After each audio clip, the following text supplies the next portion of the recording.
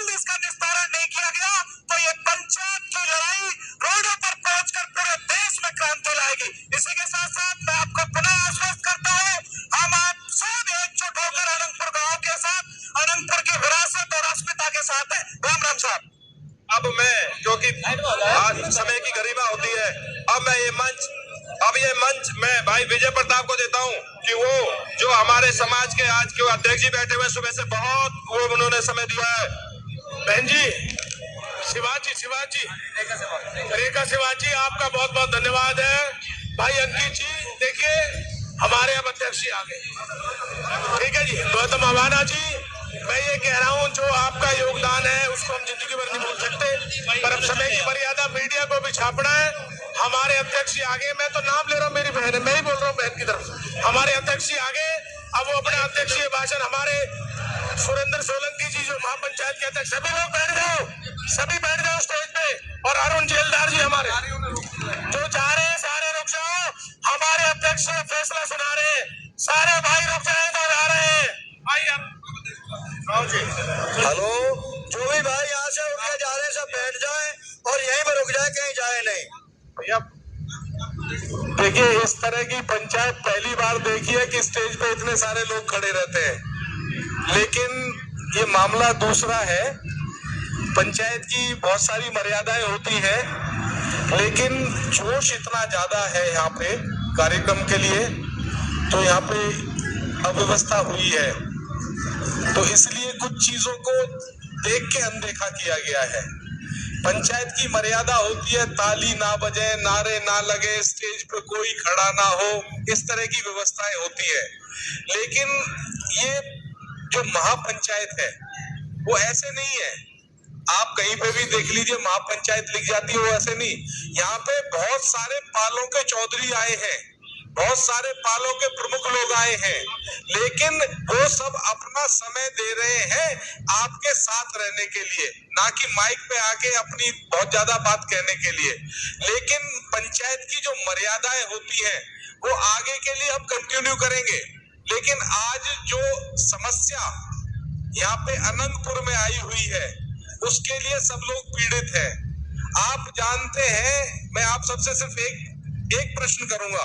सुबह से आप सब लोग समर्पित हैं, बहुत सारे लोग जा चुके हैं, लेकिन वो इस मंच के साथ में है कि ये जो काम हो रहा है वो अन्याय है।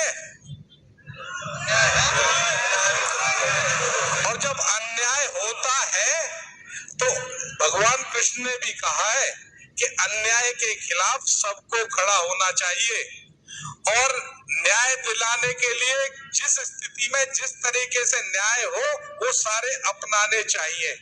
तो इसलिए ये मंच जो आज यहाँ पे मंच के माध्यम से जो सरदार इकट्ठे हुए हैं वो सब ये कहना चाह रहे हैं कि हम शांति में विश्वास रखते हैं।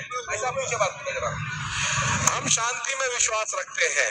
और यह मंच के माध्यम से आप सबको बताया भी गया है कि आंदोलन को बिगाड़ने के लिए सरकारें कई तरह के हथकंडे अपनाती हैं, आपको आक्रोशित करेंगी, आपको अव्यवस्थित करने की कोशिश करेंगी, भिन्न तरीके से लालच देने की कोशिश करेंगी।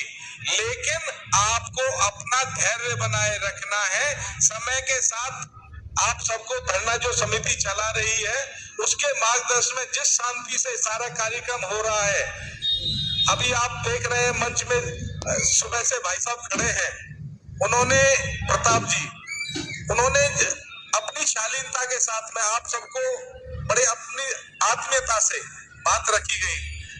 इतने सम्मानित लोग भी इसे पूरे उत्तर भारत से आए हैं, वो इसलिए आए हैं कि यहाँ पे जो गलत हो रहा है, अन्याय हो रहा है, वो होने नहीं देंगे। तो इसलिए सब लोग आपके साथ में हैं। संघर्ष समिति समय समय पे निर्णय लेंगी, उसके साथ हम लोग जैसे आंदोलन की आगे की व्यवस्थाएं होंगी उसमें सब साथ खड़े रहेंगे। और मैं आपको एक बात कह देना चाहता हूं कि हो सकता है कुछ लोग एक जाति के नाम पे आपको इधर उधर करना चाहें, हो सकता है किसी दूसरे बहाने से आपको कहना चाहें, हो सकता है आपको आंदोलन जीवी कह दिया जाए, कह दिया जाता है आंदोलन जीवी है, बहुत से कह देते हैं ये तो किसान नहीं आतंकवादी है। लेकिन जो आपका है वो आपके साथ होना चाहिए, और जो आपके साथ नहीं है वो आपका नहीं है।